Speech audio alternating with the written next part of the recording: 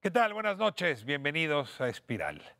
En México tenemos de manera inusual un sistema de justicia que fabrica una y otra vez culpables. Producto de un estado de ánimo donde lo que queremos es resolver la inseguridad, resolver la situación de víctimas a través de una autoridad que inventa una y otra vez responsables que en realidad no tuvieron nada que ver o poco que ver con los hechos relatados. Populismo penal, populismo punitivo, acompañado de actores, operadores del sistema que se han vuelto maestros del teatro, de la faramalla, de la mascarada. Los casos de populismo punitivo abundan en nuestro país. Las indígenas ñañúteres, Alberta y Jacinta, que abordamos aquí en Espiral en su momento. El caso Florence Cassés y Vallarta, que se ha demostrado una y otra vez, fue una invención de Genaro García Luna, de Luis Cárdenas Palomino. Y así podría seguir con casos y casos hasta llegar a decir, con estadística en la mano, una buena parte de la población que está hoy en situación de cárcel en realidad no cometió el delito de que se le acusa. Y eso se debe a un sistema que produce venganza, pero no produce justicia, que desvía el debido proceso y se fija como objetivo encontrar un responsable, aunque ese responsable no haya hecho nada de lo que se le imputa. De eso vamos a hablar hoy en Espiral, de esta fábrica de culpables que es nuestro sistema judicial, de sus posibles soluciones y cómo el sistema acusatorio podría dar la vuelta a esta circunstancia. Comenzamos.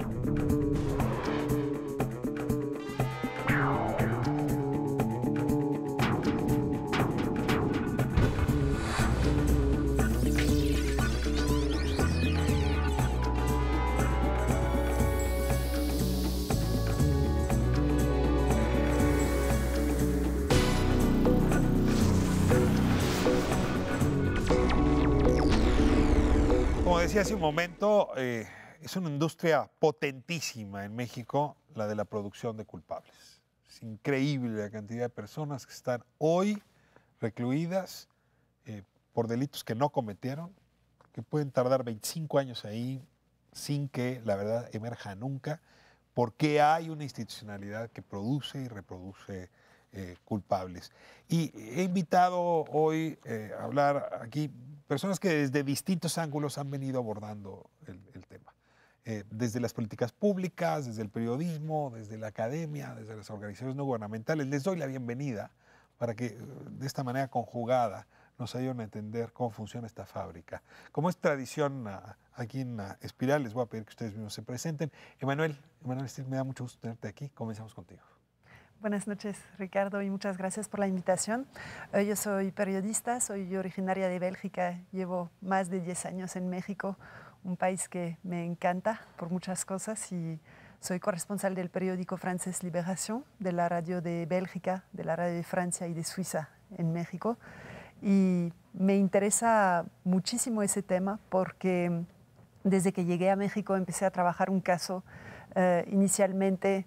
Decía el caso Florence Cassés, pero para mí se convirtió más en el caso de los Zodiaco, la falsa banda de los Zodiaco, o el caso de Israel Vallarta, que es expareja de Florence Cassés y lleva 13 años en la cárcel sin sentencia y con acusaciones a todas luces fabricadas. Publicaste un libro hace algunos años, El teatro del engaño, Cassés Vallarta, historia de un montaje. Tu tesis principal es, no es un secuestrador, tampoco hay una banda, todo fue un montaje. Es un texto que en su día hizo escándalo. Ahora la novela criminal de Jorge Volpi retoma, realmente está basada en muchas de las investigaciones que tú aportaste en un principio. Es que te agradezco mucho que nos traigas este caso, entre otros, para entender cómo funciona la mecánica de la fabricación de culpables a partir de este y otros casos. Le doy la bienvenida a María Novoa. María, no es la primera vez que estás aquí, me da mucho gusto tenerte de nuevo y te toca ahora presentarte a ti. Sí, muchísimas gracias por la invitación. Yo soy coordinadora del programa de justicia México Evalúa. Desde hace 5 años llevamos un seguimiento de lo que ha sido la implementación y operación del sistema penal acusatorio y cómo de alguna manera estamos viendo que ya se está produciendo toda una corriente en el país para hacer cambios donde otra vez uno de los aspectos que todavía tenemos muy activo, que es la prisión preventiva oficiosa, como otra vez está entrando en el debate público y estamos pensando ampliar un catálogo de delitos, donde el primer delito que ya lo tenemos es el de portación de armas, que ha sido como el mecanismo para la fabricación de culpables a través del sembrado del mismo. A ver, al mismo tiempo, el nuevo sistema penal, con juicios orales, nos hizo tener esperanza de que iba a ser más difícil producir culpables. Es decir, es más fácil producir un culpable el gabinete del juez encerrado con sus textos y sus proyectos de sentencias que en un careo, ¿no? Donde se enfrentan los testigos, donde hay un registro público de lo que se hace. Uno de los temas que me interesa saber es si el nuevo sistema podría un poco disminuir esta producción masiva de falsos culpables. Le doy la bienvenida a David Bertet. Sí. David, te agradezco muchísimo que estés aquí, que corrijas la pronunciación de tu apellido y te puedes presentar, por favor. No, gracias. Gracias por la invitación. Sí tengo un apellido un poco rudo, digamos. Lo voy a trabajar. Soy presidente de una organización en defensa de los derechos humanos con sede en Montreal, Canadá, que se llama Envero, lo cual en esperanto quiere decir en verdad. Y trabajamos desde, bueno, yo en lo personal desde hace pues varios años, desde el 2009 cuando conocí a Emmanuel y que pues trabajamos, digamos, juntos en el tema de Florence Cassés. Y después se sistematizó un poco este trabajo, es decir, que trabajando en el caso de Florence, unos colaboradores y su servidor, nos dimos cuenta de que no era posible trabajar nada más sobre el caso de Florence, y que este caso nos interesaba no solamente, no por la nacionalidad de Florence, que el hecho de que sea francesa o de otro país, pues no importaba. Lo importante era que se había cometido la fabricación de las acusaciones en su contra y el linchamiento mediático que se haya cometido en México. Entonces, pues, bueno, y al mismo tiempo habían personas que se acercaban cuando visitaba a Florence en la cárcel o de otra forma. Entonces se volvía, desde un punto de vista humano, se volvía imposible no tratar de ayudar a estas otras personas. Miguel Serra, me da mucho gusto tenerte de nuevo acá. Tú has trabajado mucho por las personas en reclusión en nuestro país. Te ha tocado ver muchos falsos culpables entre ellos. Te toca presentarte y te agradezco mucho que compartas tu experiencia aquí. Gracias, Ricardo.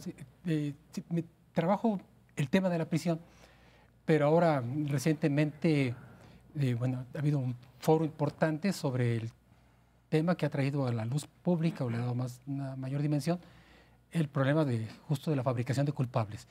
Y creo que estamos ahorita en una situación, por el inicio del sexenio, donde debemos ver qué hacer para remediar todas las atrocidades de las administraciones pasadas en esta fabricación de culpables, pero al mismo tiempo, cómo corregir la máquina para que estos días y con el inicio de la administración no se empiece la fabricación de culpables que la próxima administración tendrá que resolver.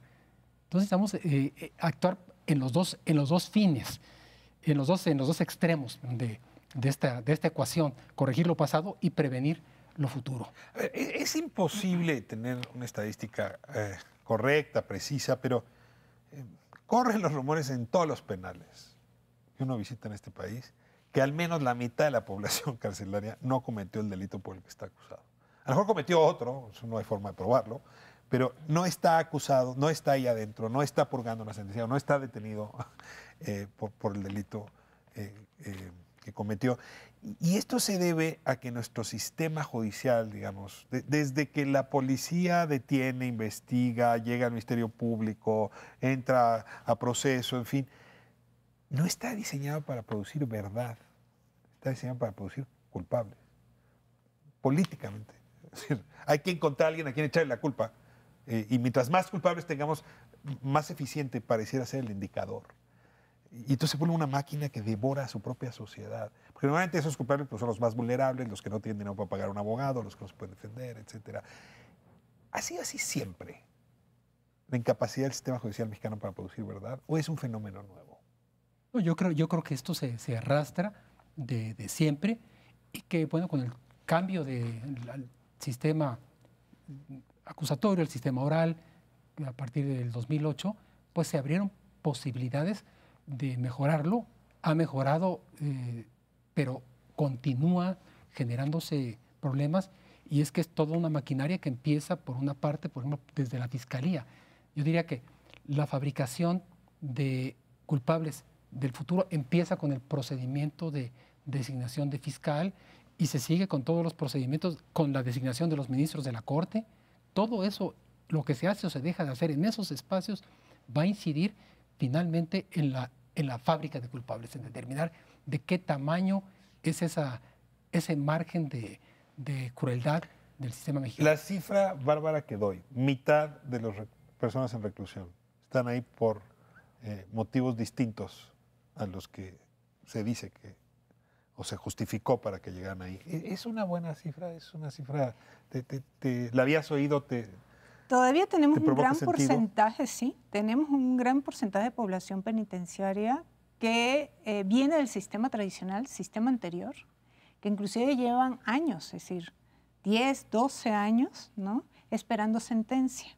Y si todavía lo tenemos, que inclusive la idea es poder activar un transitorio que tenemos, que sí se ha activado, ¿no?, de ver cómo se puede, a través de cómo activar partes, dependiendo en qué parte del proceso están estas personas que todavía están esperando sentencia, que puedan salir a través de la activación del sistema penal acusatorio, del nuevo sistema. A ver, déjame recentrar el tema en la producción de culpables. Entonces, ustedes dirían, nada más para entender, que veníamos de un sistema penal que era propenso a producir falsos culpables. Y dirían, a partir del cambio de 2008, eso empieza a mejorar. Y ahora traemos otros problemas que vale la pena que los revisemos. Pero si me fuerzan, digamos, para lanzar la pregunta, Manuel, ¿tú dirías que un caso como el de Florence Cassés o como el de Vallarta no habría ocurrido si hubiesen sido juzgados por el sistema previo? No estoy segura, porque en ese caso no es tanto un tema de llegar al nivel procesal, pero ni siquiera este caso se origina en la investigación de hechos reales. Es un caso donde existe una convergencia de intereses entre medios de comunicación y una policía, cierta policía en esta época. En el 2005, la Agencia Federal de Investigación bajo el mando de Genaro García Luna, que bueno, es un caso que se origina realmente en una venganza personal, donde hay una amistad de un personaje cercano a Genaro García Luna que le pide un favor de detener a Florence Cassés, a Israel Vallarta, y a partir de ahí se organiza un montaje mediático que ya ha sido ampliamente comentado, pero lo que quiero aclarar, y muchas veces lo que no se desconoce de este caso, es que se piensa que existe una investigación original sobre una banda de secuestradores y el montaje es nada más un detalle en esa historia, pero realmente el montaje es el origen de todo, y a partir del montaje se fabrica una investigación y se fabrican estas culpabilidades, pero también se fabrican testimonios, se fabrican víctimas, y la banda a lo largo de los años se van agregando personas en función de intereses políticos. Entonces no estoy segura aquí que el nuevo sistema penal tenga realmente un efecto sobre eso, pero lo que sí tal vez no habría sido posible es que hoy Israel Vallarta lleva 13 años en la cárcel. María decía muchos casos de personas que llevan sin sentencia 10 o 12 años, él lleva 13 años.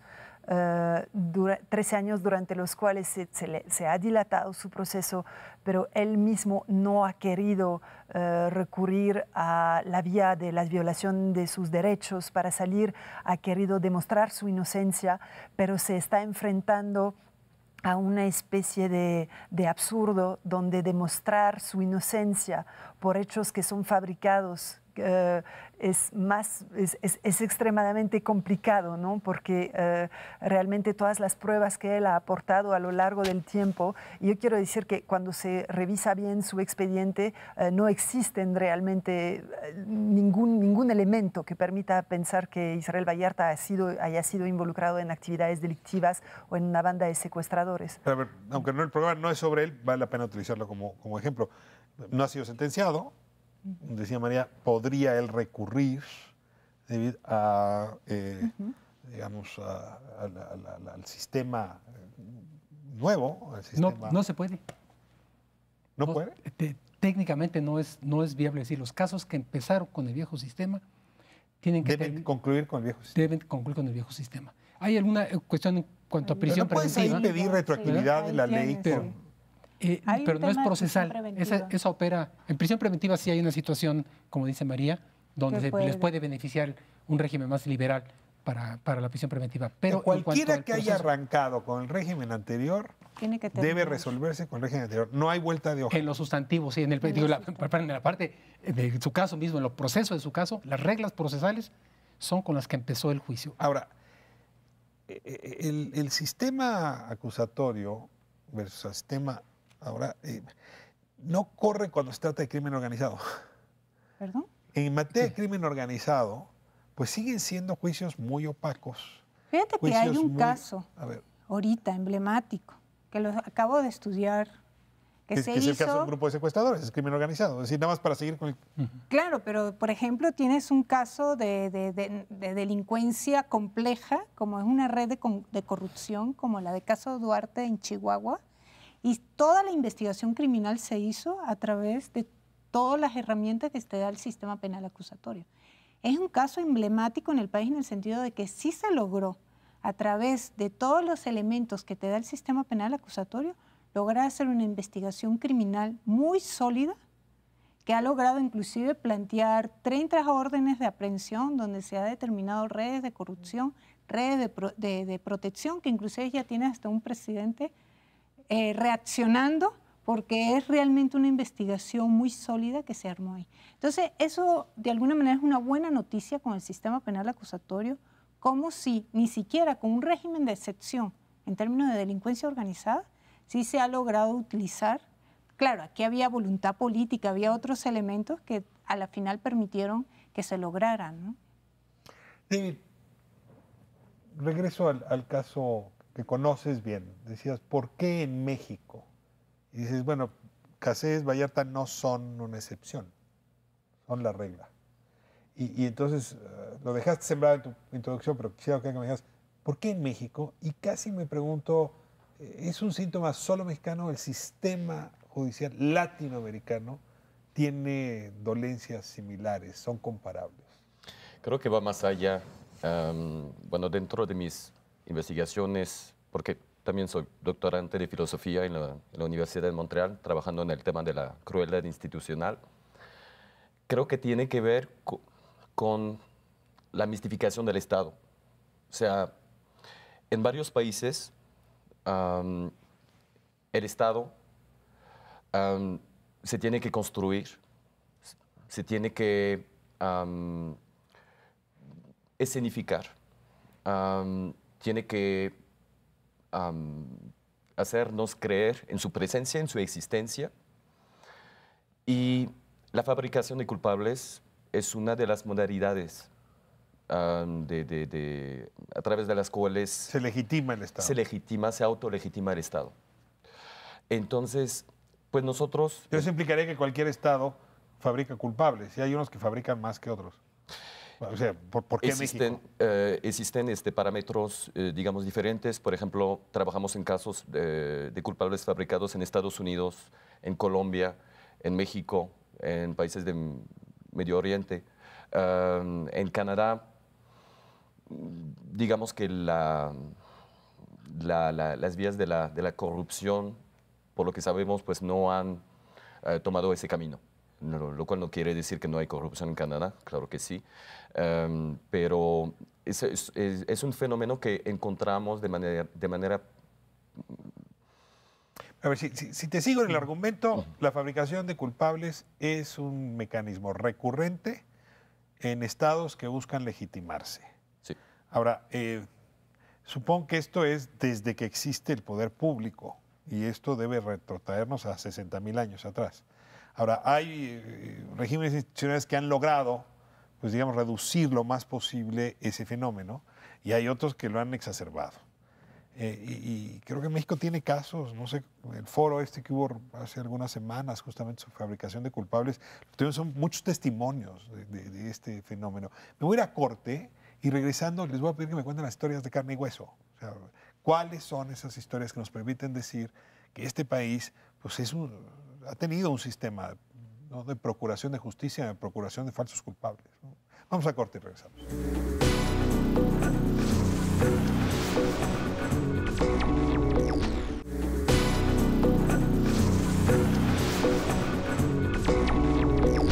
Estamos de vuelta en Espiral, un poco hablando de este síntoma de nuestro sistema judicial, al que le cuesta trabajo encontrar la verdad. Quizá porque no hay interés genuino de parte de la autoridad, quizá porque no hay capacidades, quizá porque las leyes están mal hechas, en fin. Y yo les pregunté un poco por casos, ya hablábamos de Vallarta y Cassés hace un momento. ¿Qué casos les parecen emblemáticos de fabricación de culpables, Miguel? Fíjate que lo grave es que no hay casos muy emblemáticos de la población como los que se presentaron en el foro, porque son tan ordinarios, tan cotidianos. O sea que, claro, no son extraordinarios, no son emblemáticos. Que no son publicitables, digamos. Hay casos fuertes, como el caso Florence, fuertes en sus violaciones y fuertes también por una serie de elementos de tratarse de una ciudadana extranjera y ciudadanos mexicanos, en fin. Pero otros, la dificultad es poder llamar la atención, porque se pierden. O sea, el caso de un empleado de limpieza del aeropuerto, de las aeronaves, quienes entran a limpiar el avión cuando desocupa el pasaje, que lo incriminan en un cargamento que venía de Colombia, ¿verdad? No tiene nada que ver el hombre, y que pasa, después de tener una sentencia de 20 años, se logra reducir a 10 años y pasa 10 años en prisión en distintos centros de alta seguridad en el país. El hombre no tiene ni la más remota idea de qué pasó, por qué le hicieron eso. Y esto conectaría con, bueno, ¿a qué responde eso? Pues necesidad de indicar o tapar un tráfico existente o demostrar que se está actuando con contundencia, es decir, construir una mentira para buscar legitimidad. Ese es el punto, y eso es lo grave de una situación como la que estamos ahorita, donde se pueda caer nuevamente en el populismo penal.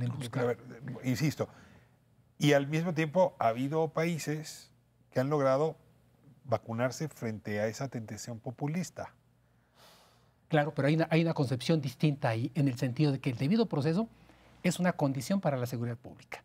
Y aquí se ve y se deja ver por parte de autoridades, inclusive, como un obstáculo para la seguridad pública. A ver, desarrolla ese argumento.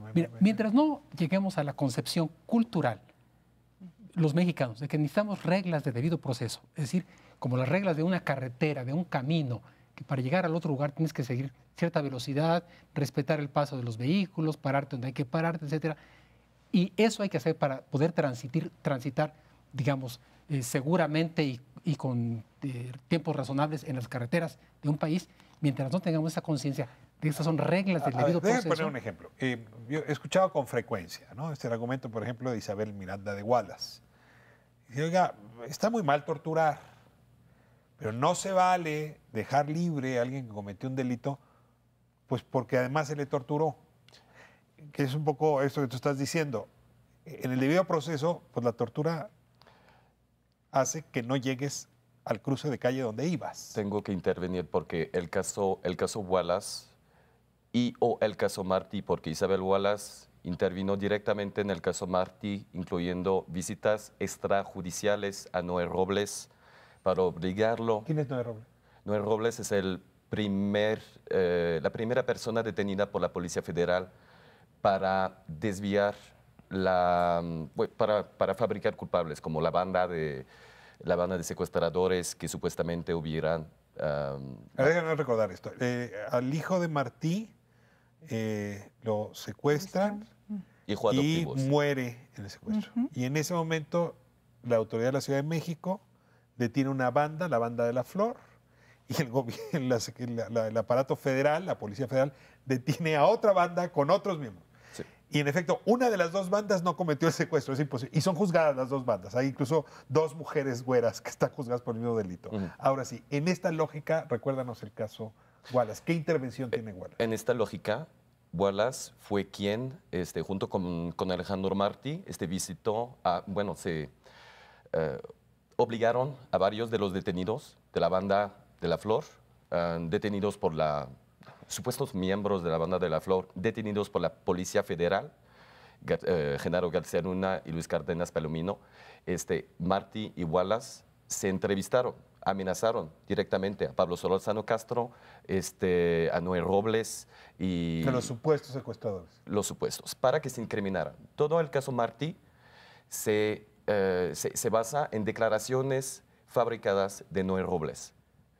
En este momento Noé está aislado desde hace varios meses, o sea que no se puede comunicar con absolutamente nadie y nosotros tratamos de comunicar con él porque pues, es una pieza clave y también tiene que saber que hay gente que está investigando sobre su caso.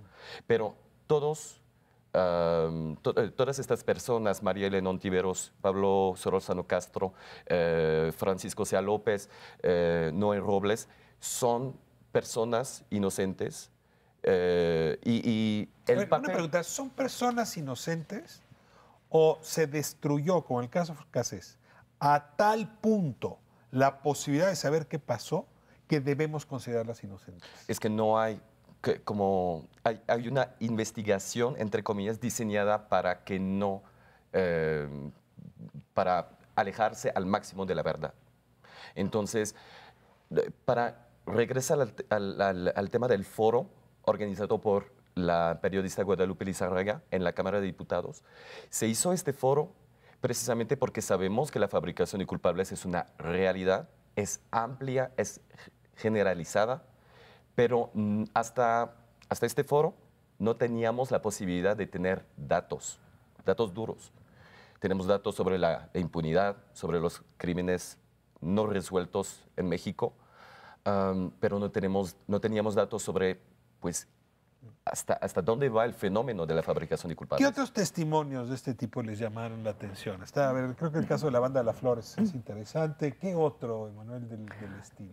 Yo quería decir algo sobre tu pregunta de por qué México, ¿no? Yo creo que en México hay una predominancia de estos casos o una cierta prevalencia de estos casos de fabricación de culpables porque precisamente en cuanto al hecho de que las autoridades los utilizan para legitimarse, es precisamente en este ámbito donde se cuestiona a las autoridades, donde se cuestiona la eficacia de las autoridades en México, ¿no? En la lucha contra el crimen organizado y en la lucha, porque hay muchos casos de fabricación de culpables que son por secuestro y como se está cuestionando mucho la eficacia en la lucha contra el secuestro, se ve en muchos casos, ¿no?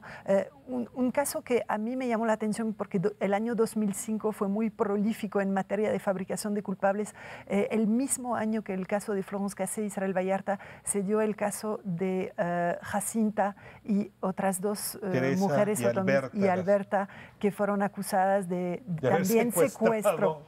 De haber secuestrado a agentes de la AFI, las armados, tres indígenas armados. Sí, sí. 6 policías federales armados. De hecho, la PGR les tuvo que pedir perdón hace un par de años. El secuestro se presenta muchas veces en estos casos. ¿Por qué? Porque tiene que ver con lo que decía David, porque se pueden montar acusaciones únicamente en base a pruebas testimoniales, ¿no? Y es recurrente en los casos de fabricación de culpables el uso constante e único de pruebas testimoniales. O sea, las investigaciones, si las investigaciones, por ejemplo, en el caso que conozco, que es el de Israel Vallarta y Florence Cassé, todas las pruebas materiales, absolutamente todas las pruebas materiales, me refiero a armas, vehículos, credenciales de electores que supuestamente se les incauta como prueba, todo lo que está en su casa, todo aboga a su favor. O sea, se puede rastrear todas estas pruebas, demostrar que o no tienen relación con estas pruebas, que las armas vienen de otro lado porque ya fueron incautadas en otro caso por la Policía Federal.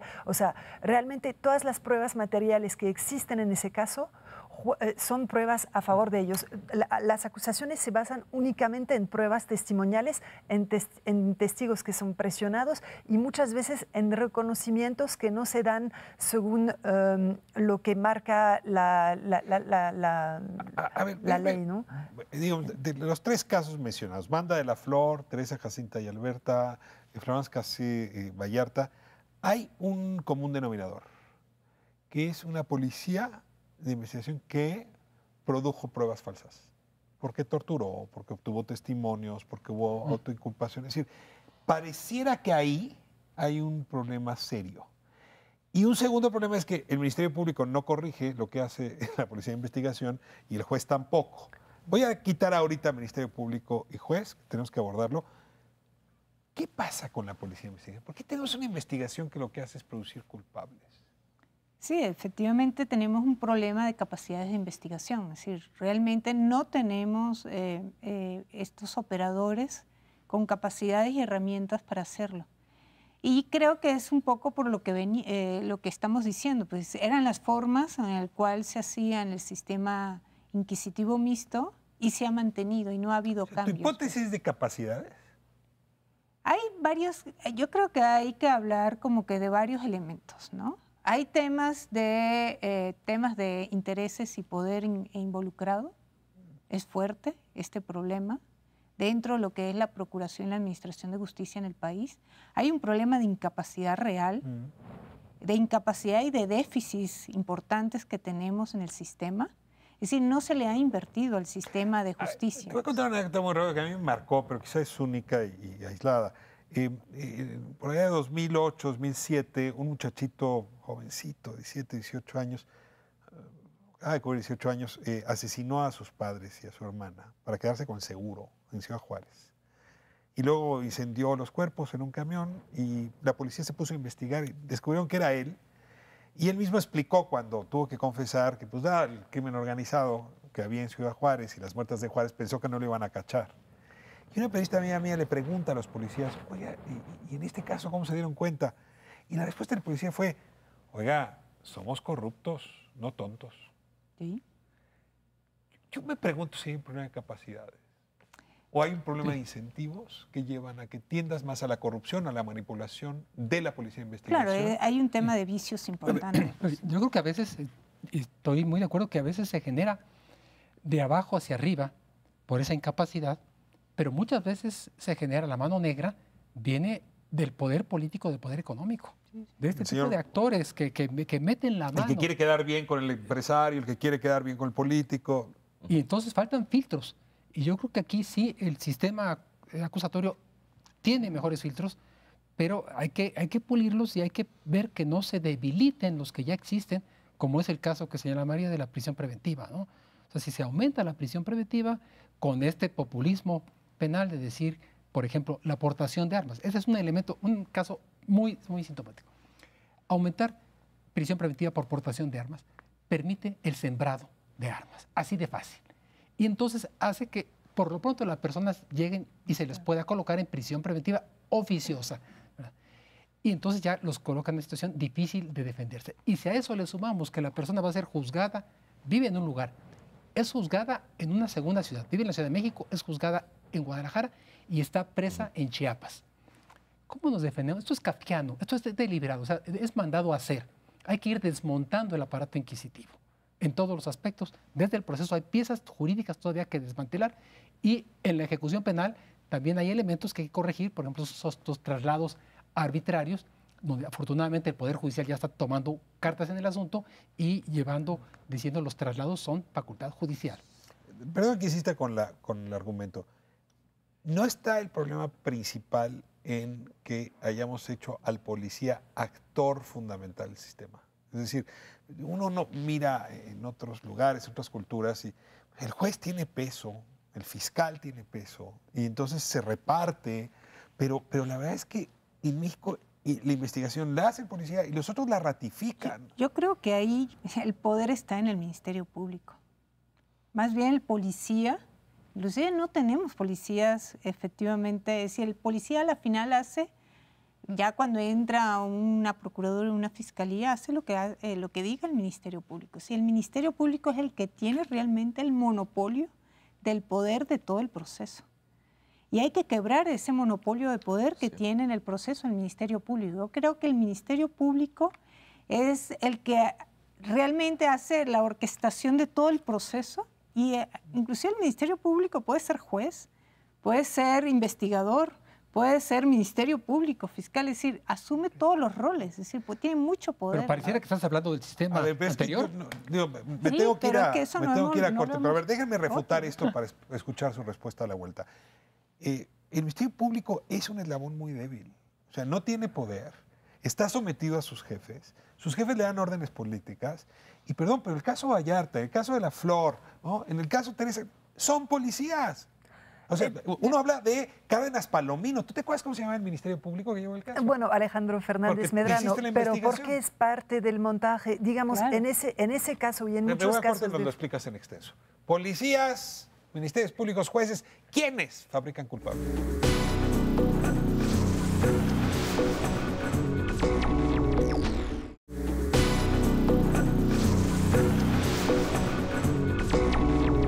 Estamos hablando de sistema y cómo evitar esto que ustedes han llamado el populismo punitivo.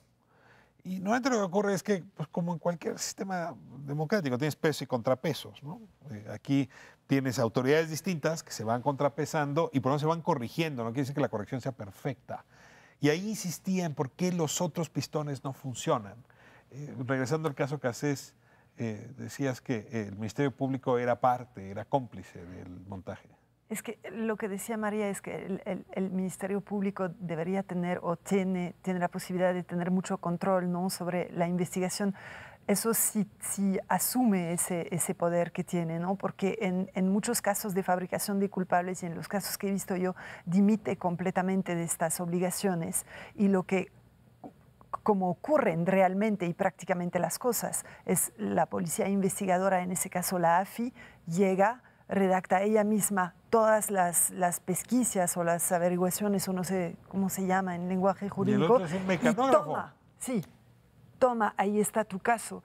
Y el Ministerio Público ahí está para validar todo eso y para incluso adecuar algunas cosas a un relato que es acordado y, digamos, en ese caso, una fabricación de culpables que van construyendo en colusión absoluta entre policía y Ministerio Público.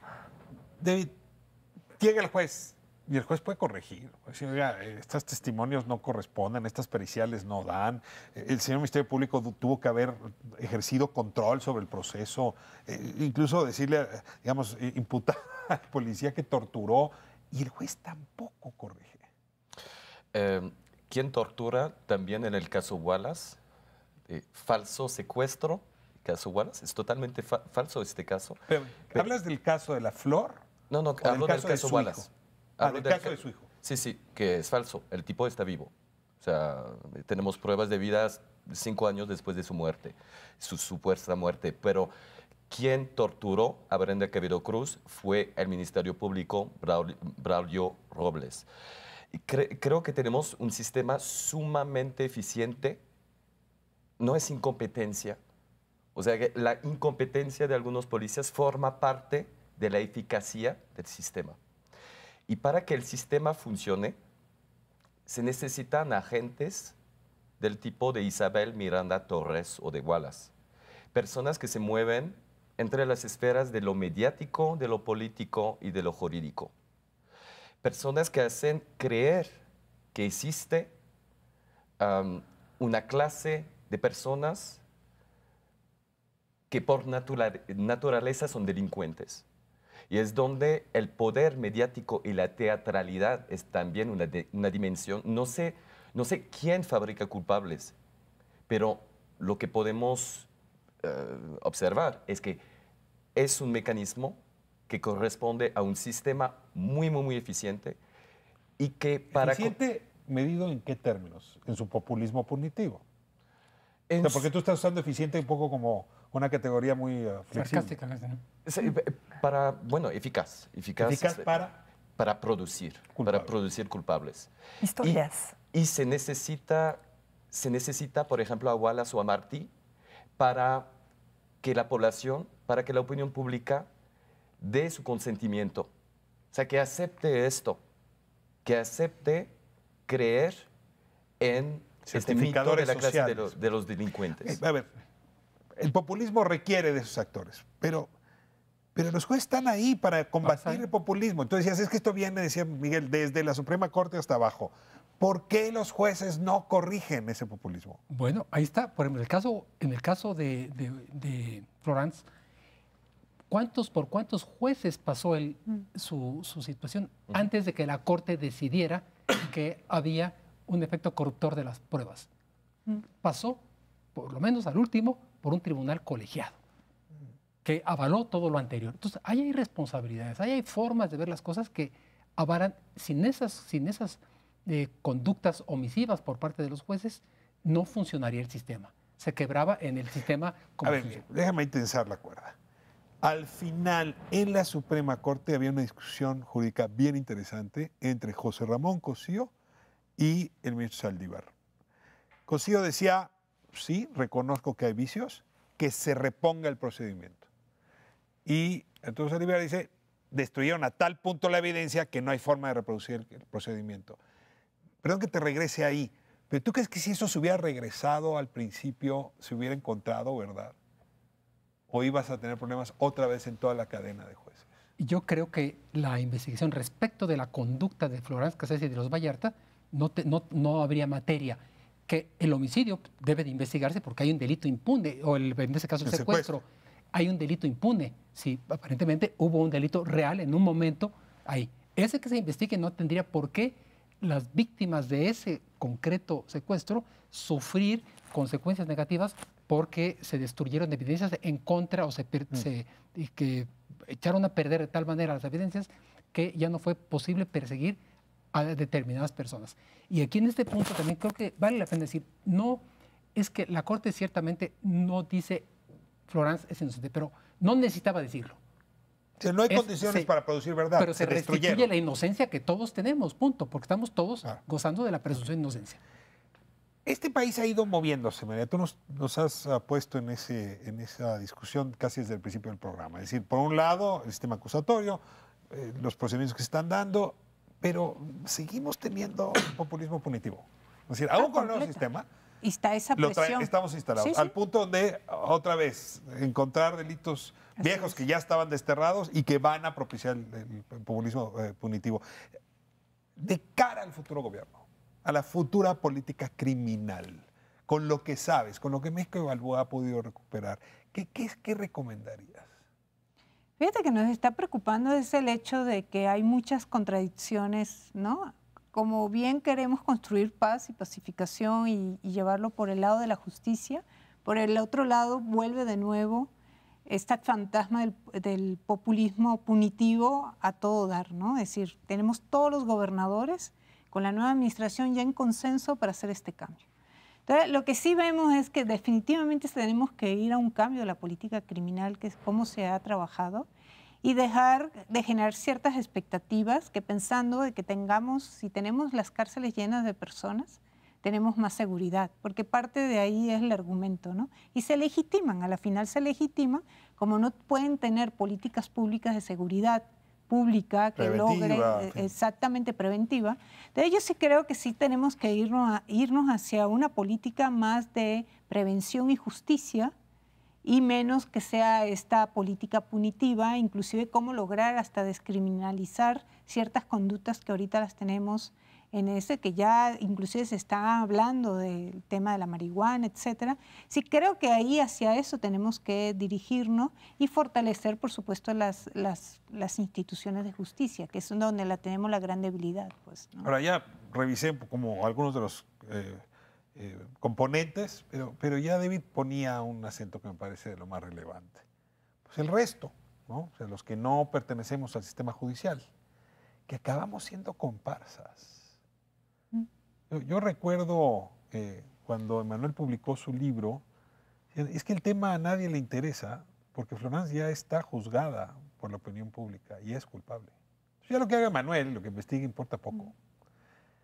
Y ya explicaba un poco David, es que sí hubo voces que cayeron a construir una versión, pero no hay pensamiento crítico en el resto de la sociedad. O sea, nosotros lo que queremos es, uno, que los derechos humanos no estorben para que agarren a los criminales. Exacto. Que los criminales estén en la cárcel y que no se acerquen a nuestros hijos. Y poco importa cómo se pruebe que sean criminales, pues si uno sabe que son criminales. Un poco la idea esta de que el debido proceso, en efecto, es inútil. Es decir, con una sociedad con ese nivel de cultura jurídica, pues es muy difícil que las instituciones funcionen.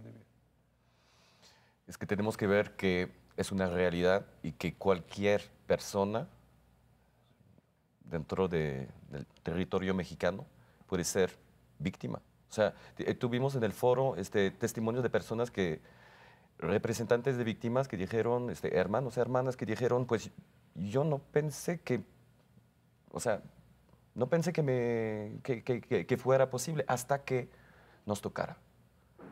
Y entonces estamos en una situación de urgencia porque las cárceles están llenas de inocentes. Si hasta que no te toca la injusticia cerca, no tomas conciencia de la barbaridad de este sistema.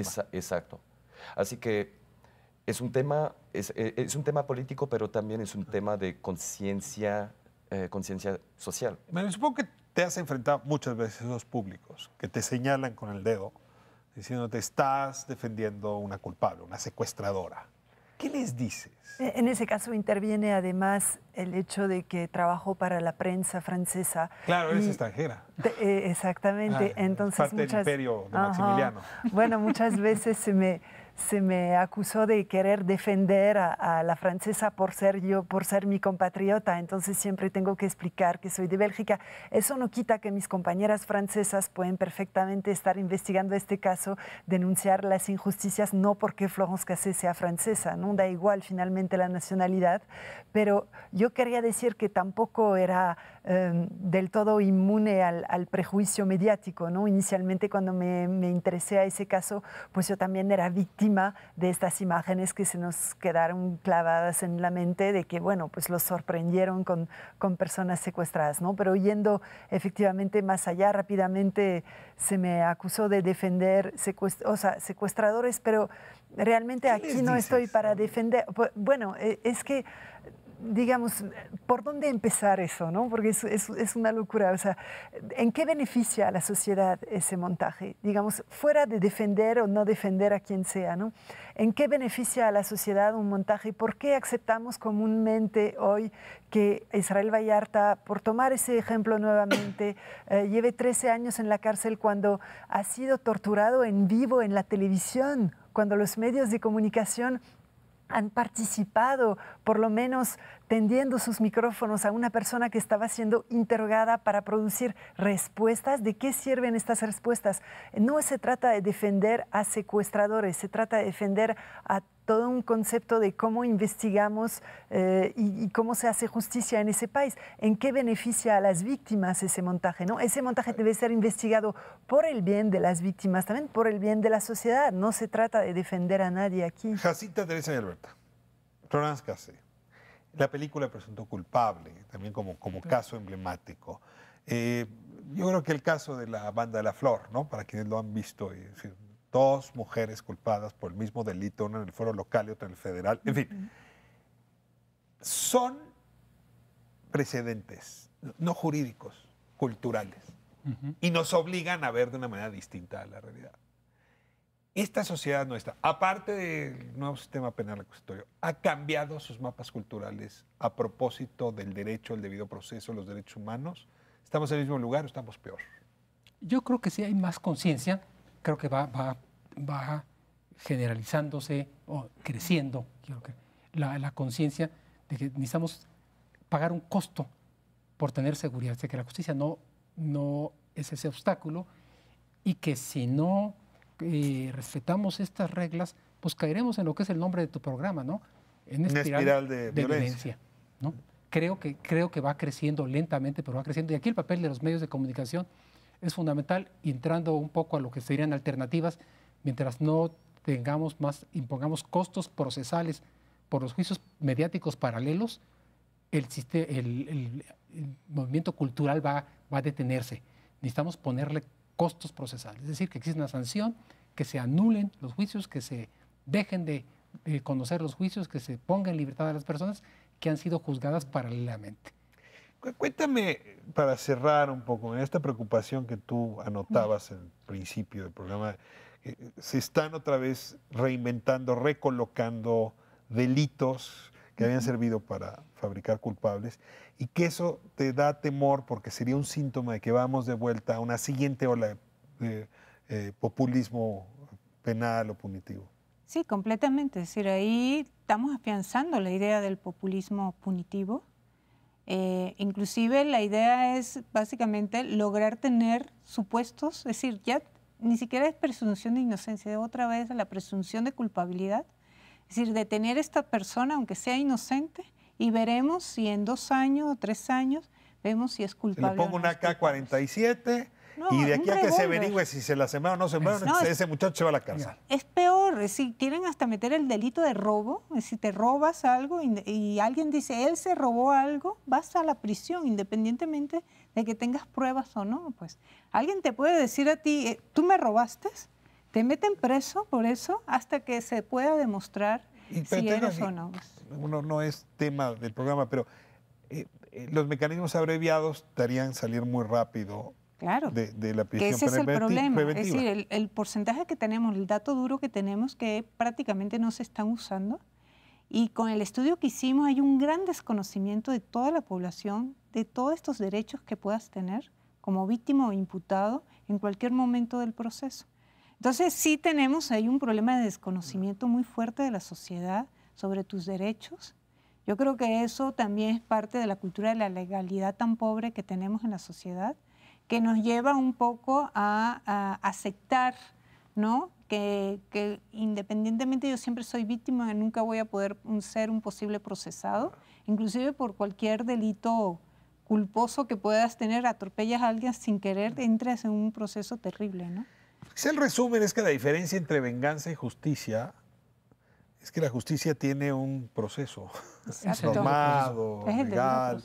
Si lo queremos es un sistema nacional de venganza, ¿no? Que va a ser ciega, porque la venganza es ciega. Comete atrocidades y un día nos tocará a nosotros. La parsimonia, la paciencia del sistema de justicia implica, lo decía muy bien Miguel, pues una serie de normas que nos conducen a estabilizar la verdad. Yo sí creo que la última palabra la tenemos entre la sociedad. El Ministerio Público tiene que hacer bien su tarea, el Policía de Investigación, los jueces, pero mientras nosotros sigamos aplaudiendo el populismo punitivo, va a haber fabricación de culpables. Déjenme cerrar el programa agradeciéndoles muchísimo esta conversación, sus opiniones, su inteligencia, su investigación, y recurrir a este foro sobre fabricación de culpables que se hizo hace unas semanas, que hay material muy interesante que explorar si usted está interesado o interesada. Nos vemos próxima semana aquí en Espiral, 10 de la noche todos los miércoles, y gracias nuevamente por permitirnos entrar a su hogar.